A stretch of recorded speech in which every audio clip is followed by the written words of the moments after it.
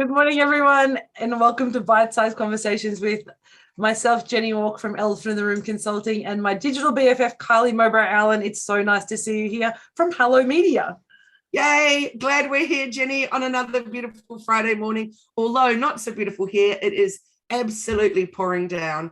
And apparently we might have some flooding over the weekend. Yes, I noticed that this morning we had a flood warning here, but ours thankfully is sort of southwest, not thankfully, but southwest Queensland. We're in southeast Queensland, so we're okay, but it is a miserable grey day outside. So it's a perfect day to be on Facebook, watching us on Zoom or Facebook and having a chat about our businesses.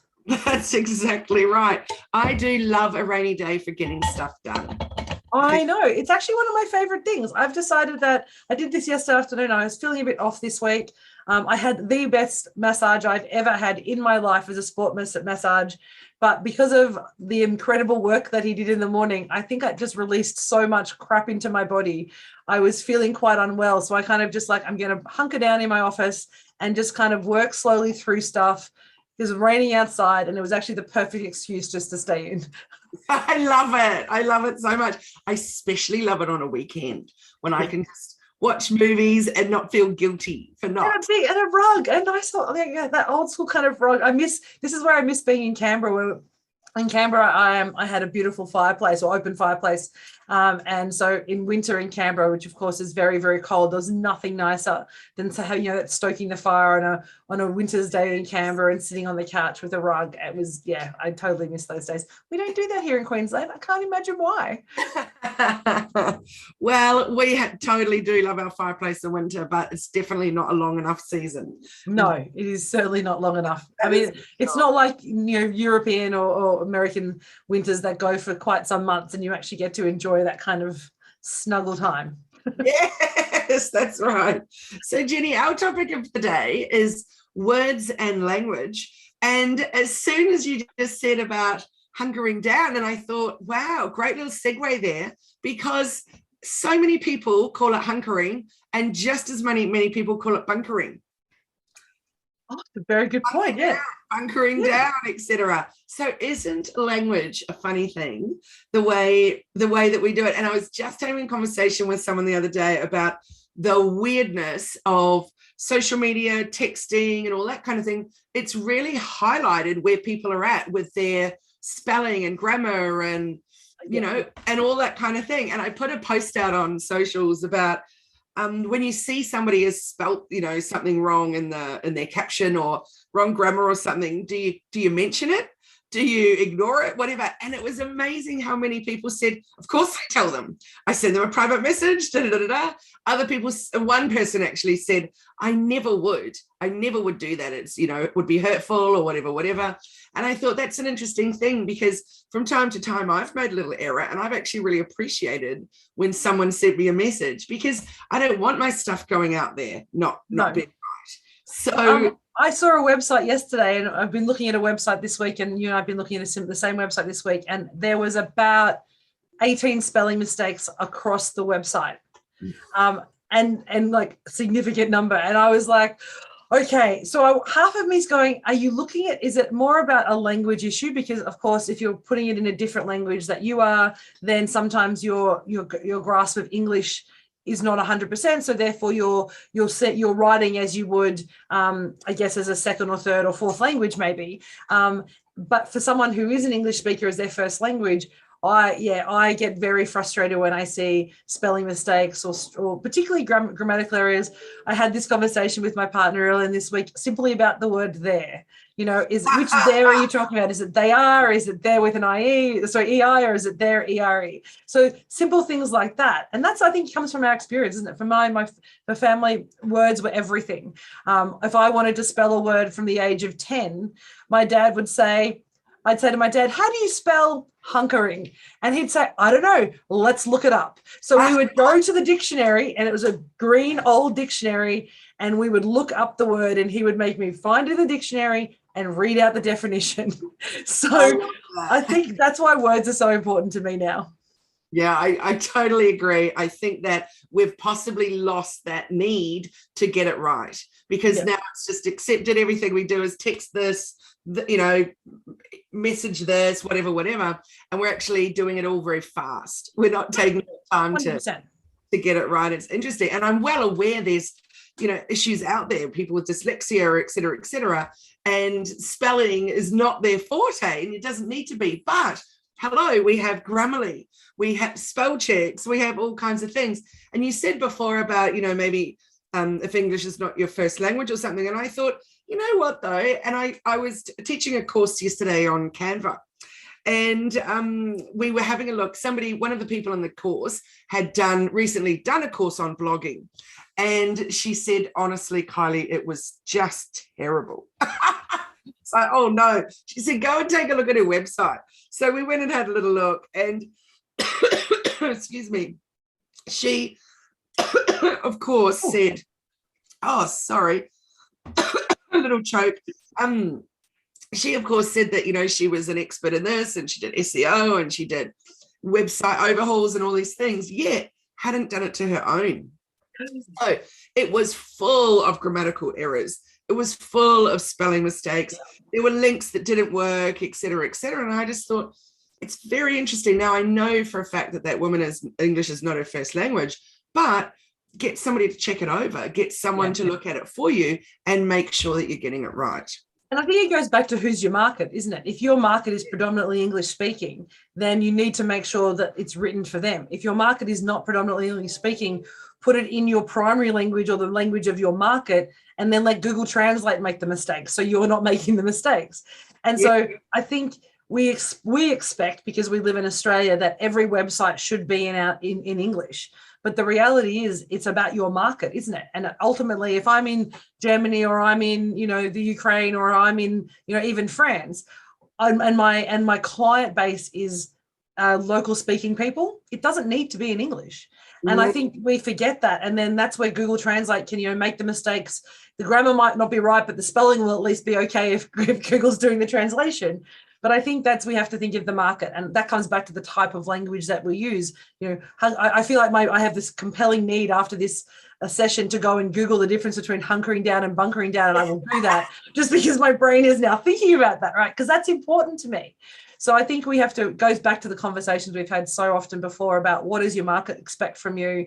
What are you showing up as? I'm a business coach. My job is and I'm a business consultant. I write reports for people. I write, responses to grant applications and tender responses. It needs to be written correctly. It needs to have the right language at the right time in the right way. So it becomes an important element of my business. So it wouldn't be right for me to turn up and be using things like apostrophe cos or all the wrong things or colloquialisms on my social media or my content because it doesn't fit my brand. Yes, absolutely. It's about it fitting your brand. Yeah. So one of the fun things when you're writing for other brands is getting it right for their brand and getting the right vibe and the right feel and the right words. So when you said colloquialism,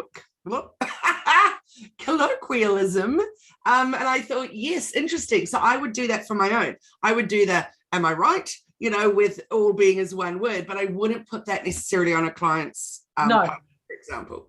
So getting it right is so important. And then I just thought about bite-sized conversations. So when we first were talking about it and, hey, let's call it this, et cetera, and we both had these chats going, is it bite-sized or is it bite-sized? And we were Googling it and it said it could be either. We went with bite-sized. Ever since we did that, I've often thought, I wish we'd done bite-sized. I really do. But the only way I've been able to get my head around it is actually we're taking a bite size. We're not talking about necessarily. Yeah, does that make sense? Well, to me, it's about the timing. It's bite-sized in time. The conversation isn't bite-sized. The time is bite-sized. And so that was exactly how I had the conversation in my head. But I think it goes to our conversations that we've had, because you and I both write content for clients and obviously for ourselves. And we're so particular about writing our own content. Even though we write for other clients, we like to make sure that we're writing our content so that we've at least it's our flavor and our feeling in it. But I think in my view, the language that you use and the content that you produce, whether it's verbally in written form or whatever format, is part of your business structure. And that to me is why it's so important. Your language that you use, how you present yourself through words actually forms part of the structure of your business, because it becomes a foundational piece about how people connect with you, how they relate to you. It's not just the photos that you use, it's not just the product, it's actually this conversation that makes people decide, do I like that person? Are they my people? Do I want to lean in and play with them? Or is it someone else that I want to prefer to go to? Yes, so true. So one of my amazing team members, Merlin, she's really on top of all the customer service and the client liaison and that kind of stuff. And so, for example, I did a discovery call the other day with this amazing woman. And, you get me as I am now, you get me the same in a discovery call and the same in a coaching anything. Well, I just am who I am. And so we're chatty and we're this and we're this and we're this. So then I need to know that then the email that Merlin is following up with is also going to be super friendly, super like, yay, so keen to work with you, et cetera, et cetera. Now, for my team, whether it's Merlin or anyone else, the important thing is that she's able to be authentic to herself, because at the end of the day, it's going from herself, but it also needs to have the same vibe, the same energy, the same, what would you say? Words. For me, it's the same structure. Yes, it actually comes down to the structure, the way that you the way you compose your sentences, the types of words that you use, the format, even down to the format of the email. Are you, a one sentence person, which is not a paragraph, but you like to do one sentence kind of heroes, questions or statements followed by paragraphs? Is it you doing long form information, or is it kind of bite size, or is it dot points, or for you, one of the biggest things in your language is your emojis. That forms part of, so an email from Hello Media that doesn't have an emoji in it, to me, I'd be like, she's being spammed. This is not a Hello Media email, because that's part of who you are as a brand. So I think that structure is so critical to make sure there's consistency. So the words can be a little different, but there's a structure to the way that we produce the information. I totally love how you've said that. So yes to structure. So I don't want it all just, a big long one sentence, which so many people do these days, because it's, but for me, particularly being a designer, and it's all about the look and feel of something, it also needs to be beautifully laid out. So it's really clear to read and look fun. And so for me, for my business, the vibe needs to be a bit of fun. It needs to be a bit of lightness. It needs to be helpful. So the words, the language, the structure, the set out, all those things are important. And who would have thought, right, that an email response is so important as part of that customer journey? Yeah. And it is, because it reminds people to say, you didn't just take my money and then forget me, right? It's actually, you've taken my money, or we've had a conversation, and now the journey is actually, it gets real then. It's now, this is how I'm going to be showing up for you in the next 6, 9, 3 months, however long the program is. And it actually sets the tone for your whole relationship. And we do often forget that. I forget that sometimes, particularly the types of work that I do, particularly with the consulting pieces. But what I've started to do, as soon as someone sends me a contract, I'll send them back saying, hey, the contract's signed. Thank you so much. I'm really excited to work with you. And I'll put something in. That's not me forcing that. That's just become my habit, because I know these guys are trusting me to deliver a piece of work for them. And I want to make sure that they feel that they're in safe hands. So how I communicate that is through that. Thanks so much. I'm looking forward to it. Let me know what else I can do. Those little things just make people feel safe and that they've made the right decision. Totally. It takes us right back to that know, like, and trust thing, doesn't it? So 100%. They've been watching you, they've been deciding, do I want to reach out? Do I want to, make that call, or do I want to book that Zoom, or do I want to go into that shop, or whatever it is?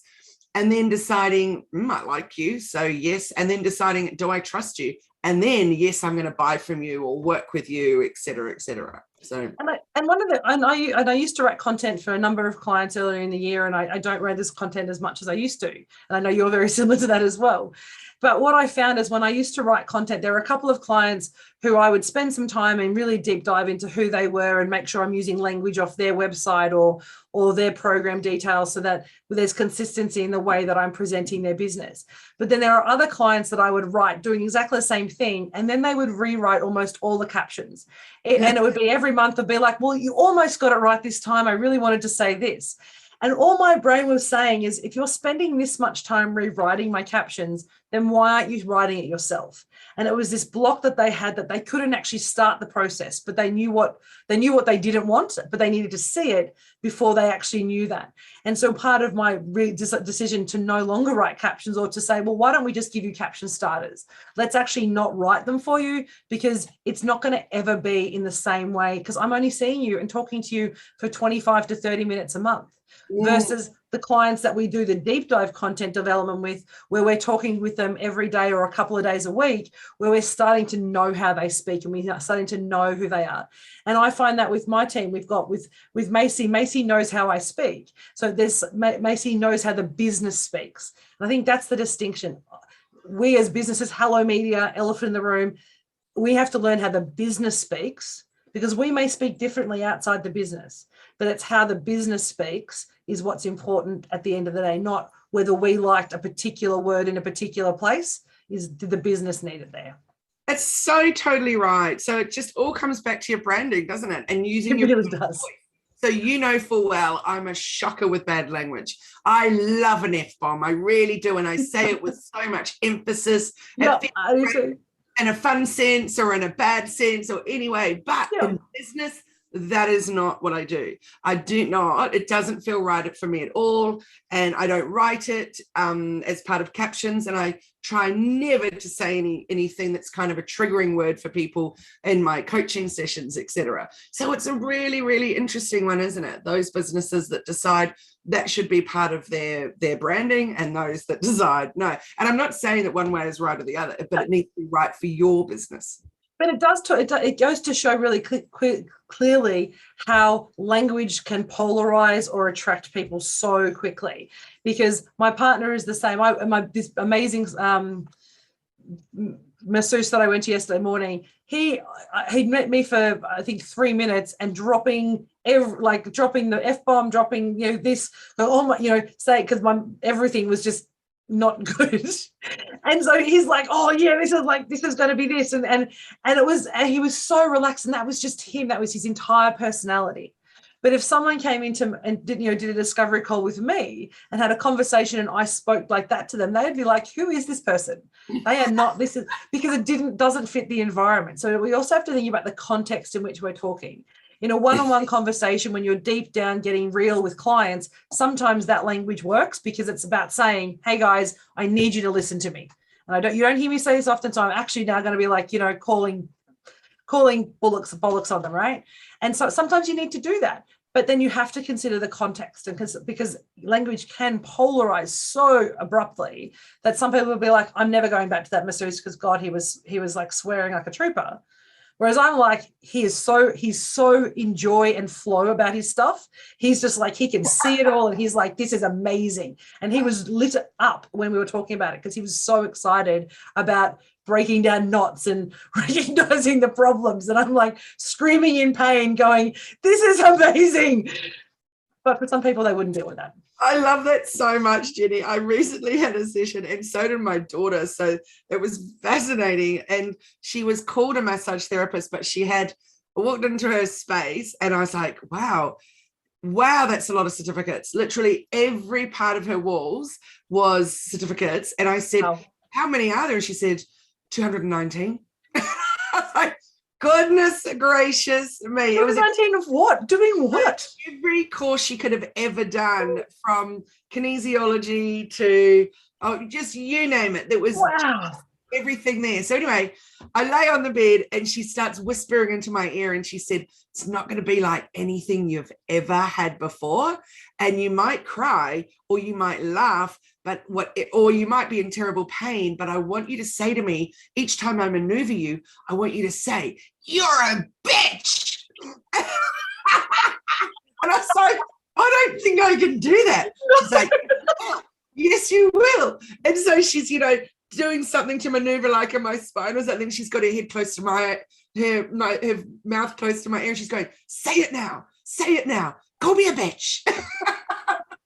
Oh my goodness gracious. That's crazy town. There you go. Wow. Language in a, for her brand that was working for her, but I wasn't resonating with it all. And what was funny is that my daughter had the session before me, and I thought, I can't wait to talk with her about it on the way home, because she would not have liked that. Oh. A bold choice though, isn't it? That's a bold choice. Very it's like, bold wow. branding going on there. But Jenny, there's another topic about words that I'd love to bring up as well, which is around positive and negative words. So I haven't, and obviously when you've got more than yourself in your business, you want to make sure that everybody's on board with what are the company messages, what's the company language that you use, et cetera, et cetera. So some of the words in my company that's an absolute no-no are words like don't forget. Now, how that would be ridiculous to some people, like what's wrong with that? But I want to use the word remember, not the word don't forget, because don't forget is a negative. And what are the words out of that our subconscious picks up is the forget. Yeah. Forget. So we're going to forget. If you say remember, what's the one that we're going to take on is remember. Yeah. So there's little bits and pieces around that. And that's only one example, but that to me is so important. And it can be quite triggering for me when I see don't forget, like in somebody's Facebook ad, and the first word is don't forget. And I'm like, oh, buddy, you just lost me, really. Well, it's interesting. There's actually some research into that too, though, about particularly in those things like the word no or don't do it, is that your brain, and I don't know where the research is and I can find it, is that the brain doesn't actually register the word don't. So your brain doesn't even see or recognize or understand the word don't. So all it sees is that forget or don't remember, or whatever the one after is. They actually don't. So if it says don't remember it, they remember it because they ignore the word don't. So It's really interesting though. Sometimes we have to think it's not just about the words we like to use, it's what's the impact on the client or on the customer or the audience. I think that's such a really important point, is that what are we trying to inspire or evoke or do with the words that we want to do? If you want a positive outcome with your clients, if you want engagement, you need to use words that resonate with that. We talk about think and wonder. I try not to use the word think these days, because think to me is limiting, whereas wonder is everything. And so they're very different words, but deliberately so. The word think is like, think about it. I want them to actually trigger what's in their brain. Wonder, I want them to go to imagination. So in the same way, words like don't or you shouldn't or these are 5 things you should never do. That kind of, I look at that even sometimes and go, oh, okay. But if I've never done them before and now you've told me what the 5 things are, they're now in my brain. So turn it around to 5 things you should always do. Exactly, right. And so that's going to relate to me so much more. I completely agree with negative behavior, negative wording. And what about God? So not the topic of God, but the OMG. So that's one that I never use in business either.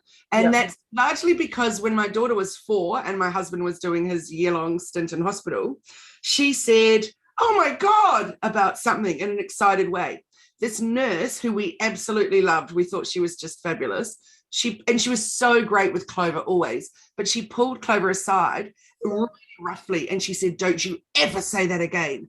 Do you have any idea how much that's hurting God's feelings? That's a terrible thing to say, on and on and on it went. Anyway, Clover was just freaked out. I took her aside and I said, look, yes, it's a word that we'll talk about that later on, but that lady shouldn't have been so harsh with you, but, Anyway, that was my first experience of someone that was so offended and affronted by that. So since then, I've been really conscious of OM goodness or OM goddess, but not the oh my God or the OMG, because there's certainly a number of people out there that are absolutely appalled by that language. And I'd agree with you in that, particularly in this relationship, because religion is such a triggering thing for so many people. And again, comes back to the market. If you go traditionally, if you ever watched any television from the US, you do not use the word God. You do not use the word in that kind of blasphemy, because blasphemy is, and in many cultures, to use the name in vain is a really bad form of blasphemy. So I think it comes back to your market as well, and saying that if you've got a market where that's okay, then sure, you can play with that words, but know that there's a lot of people that you're going to polarize again by using that. And also, you don't know who's seeing your work. You don't know who's seeing this post, particularly on social media. This could be everywhere, and in some countries it could be incredibly offensive. And so I think, like the nurse said to Clover, we have to be really mindful of the impact, not just in our space, but our broad area of influence. And often we just think about, I only have 100 people on my Facebook page, or I only have two viewers on YouTube, or whatever it might be. But that's what you have now. You don't know what the influence you're going to have in the future. And so being mindful of not just where you are today, but the influence you want to make in 5 or 10 years, or in that kind of legacy piece, using language that you know is going to be divisive is actually setting you up to polarize people. And if that's your choice, that's okay. But you just have to be, I think you just have to be mindful of that. Definitely. And for me personally, in my personal life, in my business life, and anything, I don't want to offend people. I know that I can be, possibly quite offensive at times, and it's a bit of whatever. But on the whole, I don't actually want to offend you. So if OMG is real, or oh my God is really going to be offensive to you, I don't want to do that. That would make me sad that I had caused that issue. Yeah. So how easy is it for me to just not use that word, or just to change it to oh my goodness? Yeah. So that's a really. I completely agree with you. I saw a post last night from someone that we both have in common in business life, that we've met many times, and he's extremely anti-vaccine and anti-lockdown and all those kinds of things. And I've noticed that if posts have been less and less and less about his specialty in business, which is extraordinary, and more about that stuff.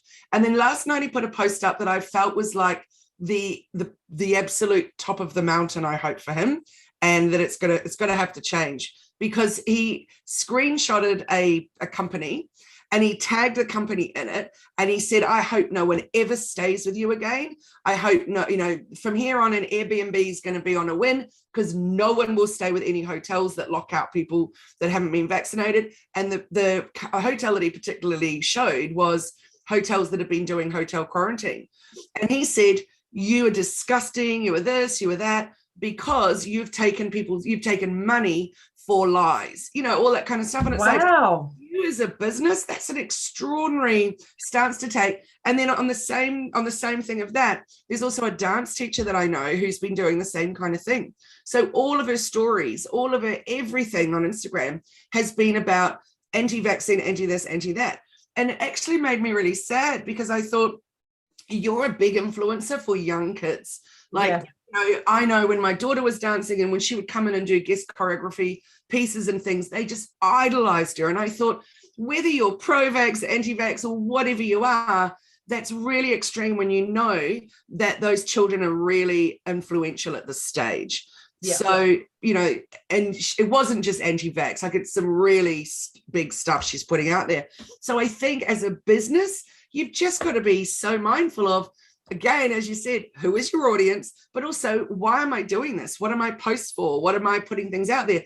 If you want to put that stuff out there, put it on your personal, perhaps, or chat about it with your friends. But putting it on your business page is really extreme, I think. Well, I think, and it goes back to that point earlier about language, isn't it? I have a personal Facebook page. Most of us do, or all of us do. We have our business page. And so my business page is about sharing, living the way that I want to, my business, encouraging others to kind of learn and engage and work with us, so that we can actually, help them build the life that they want. So the language that I'm putting on there should be about those two things: wisdom, freedom, and, that piece, abundance. What I do on my personal page, though, is about where I share values. So it's photos of generally my dog and my family, going on holiday, taking a break, all the things that actually speak to me and the people around me. Now, why? Why? That's exactly right. And so that piece there, so if you want to share those thoughts, that is definitely the place to do it, because the business is not you. And I think we often forget that, yes, even for me, I'm the managing director of Elephant in the Room Consulting. It's my business. I have some people who work with me, and it's still my business, but it's still an arm's length business. I'm a proprietary limited company. I'm arm's length from Jenny Walk. Jenny Walk is just somebody who works at the company. I might be the owner, but it's not my company. The company has its own persona. And so often we get our persona mixed into the company persona, and they are two separate entities. They're legally two separate entities, so therefore they should behave like two separate entities. And I think they can influence each other, but your personal, in the same way, if an employee comes to work and starts sharing information that's potentially offensive, that doesn't stay in the office. And that's how I see the segmentation between what you do on your business page and what you want to do on your personal page. It's your personal space. That's freedom. Your business page is not about you. It's about your clients and serving your industry. Absolutely. I agree. Yeah. It's not about you. It's who it is out there that you're helping and serving, etc. Who you want to attract to work with you or buy from you, shop with you, etc. Yeah. And the whole COVID thing, to be honest, here in Queensland, and you would have seen that, I think the challenges that we're having around, and it is going to create this divide. There's so much fear around the vaccine. There's so much fear about, if I don't get vaccinated, I'll become a second-class citizen. Even that language, we're talking about words and language today, the language people are using around pro and anti-vaccines or pro and anti, all these, the situation that's happening, and are you in or you're out? We're using this divisive language, and I think one of the challenges we're going to have as a community going forward, both as a business community and personally, is how we actually don't. Yes, it's your personal view, it's your choice. You have a choice in some respects, but we also have to consider the broader community and the broader impact across not just us, but on a global scale of the influence we're having. And so I think looking at language that's not divisive, share your ideas, but do it in a way that invites conversation and curiosity rather than the negativity, like you said earlier. Yeah, absolutely, Jenny. And speaking of that and those polarizing things, etc., I think we discussed a couple of weeks ago that it'd be great to do a topic around rules and guidelines. For example, Facebook rules, Facebook community guidelines, Instagram rules, and talk about some of those changes that are happening, some of those things actually that have never changed, that have always been the case, but we can tend to ignore them. Also, you might have heard that there's the new Twitter Blue coming out, which is a paid service, and what happens with rules around that, and the new rules in Facebook groups, and there's all kinds of things going on. So definitely one that we're going to talk about next week, hopefully, because I think it follows on really nicely for words, because it's that issue, isn't it? You say things, you use language that you don't realize is offensive, or you don't realize breaches some community guidelines. And next thing you know, you don't have a Facebook account, you don't have a Twitter account, you're locked off LinkedIn. I mean, looking at LinkedIn has all the rules around keeping people within, and I've had people put in LinkedIn jail for months because they were putting too many external links or not writing the right content or using their content inappropriately. So I think how and the rules of engagement on the social platforms is so important to learn how we can actually maximize the value for us and for our business. Definitely. Jenny, I just did a post last night. Jump over and find it if you can in the Hello Media Facebook group, which is all about, it's mostly really about ads, but how you no longer will be able to use sensitive topics. So I saw that. That was crazy. Race, ethnicity, political affiliation, religion, sexual orientation, like it's quite extreme. But the one interesting one for me is that, for example, health causes, you can't talk about lung cancer awareness or World Diabetes Day, etc. Like it's going to be very, very interesting. And very restrictive, isn't it? It's going to change the way people are actually engaging on the platforms, because I've got a number of clients who I've worked with who are very specific niche markets, and we talk about when they want to use ads, or if they're looking to try and search for those arrangements, you need to use those niche words or those niche groups. So for Facebook or for Meta to make the choice as to what we can choose and what we can't choose and how we connect with people is a really interesting step. Yes, so I've got a couple of wedding celebrant clients, and why should they be able to then do Facebook ads talking about getting married, but not talk about same-sex marriages? Like that to me is almost you going back down the road of discrimination. So it's a big one. So let's have a chat about rules and guidelines. And love it. I'm looking forward to listening to you share that, what the updates are. I look forward to that too, especially considering that my Facebook is still banned and blocked for going against community guidelines of having a team member log in to me. So fascinating. And now there's a new thing going on with Instagram. So my team aren't logging into my Instagram because I have to do facial recognition to get in. Wow. Yeah, there are big isn't it? changes afoot, that's for sure. And I'm interested to see what's going to happen with influence with that particular one, because if you think about the influencers accounts that are on the system, those influencers that they're putting under personal accounts, I know that some of them are listed as a business account, but the influencers that have personal accounts who are not doing their own posting, who are not doing that work, it's going to be very interesting to see what happens with the change in rules and how it's going to impact them on particularly Instagram. And you know that the Instagram thing I mentioned that's the business account. That's not my personal. Oh, wow. Yeah. And when has that ever been a problem that you can't actually have other people logging into your business? Very that is really interesting, because I didn't realize it was on the business account. So that's going to change the world, because the whole point of when you grow and scale your business, and pretty much every business coach, me included, talk about creating a team and delegating the work that you don't need to do. So you might write the content, which I do, but my team help curate the images and they post for me, because that allows me to spend more time working with clients. So that's going to be a really interesting shift if it's now going to be business accounts that have to only be the owner of the account. It's super interesting. So of course there's ways around that by using all the different platforms and stuff. Yeah. But then what about you wanting to do some engaging and you want, anyway, yeah, as you know, crazy. It's definitely challenging times out there. It is. Well, thank you. This has been such a fun chat today. Yeah. We've talked about words. We've talked about Facebook rules. We've talked about, bias and negativity. It's actually, and the words that you should or should not use. There's that word again. I'm really excited to hear about how that's going to impact how we actually show up and the way we use and engage with the rules next week when we talk about Facebook and community rules. Awesome. I look forward to it, chatting with you then, Jenny. So how can people find you, Jenny? They can find me at Elephant in the Room AU on Facebook and Insta. If you type in at Elephant in the Room in Google, all the platforms will come up. Connect with me, reach out, have a chat. We'd love to see what you do. Awesome. And how about you? You can go straight to the website, hellomedia.team, and then find all the links from there and connect with us on, particularly in my Facebook group, Hello Media. It's my favorite place to hang out, and that's where I'm constantly putting algorithm updates and just things like that to keep people on top of it, because not everybody needs to read endless blogs and journals about every nitty-gritty thing. And that's why we have you. And Digital BFF, you keep us up to date with everything that we need to know about social media engagement, and particularly in the space with the online platform. So we very much, if you're not in the Hello Media group yet, you need to reach out to Kylie and work out how to do that, because it's definitely worth connecting with, because the information you put up there is priceless. Thanks, Jenny. I love the word priceless. That's a great one. Thank you. Well, I look forward to chatting with you next line about community guidelines and all of that. And you have a wonderful rainy day and a great weekend. And thanks everyone for watching. We look forward to seeing you next week. Thanks for joining us. Bye-bye. Bye-bye.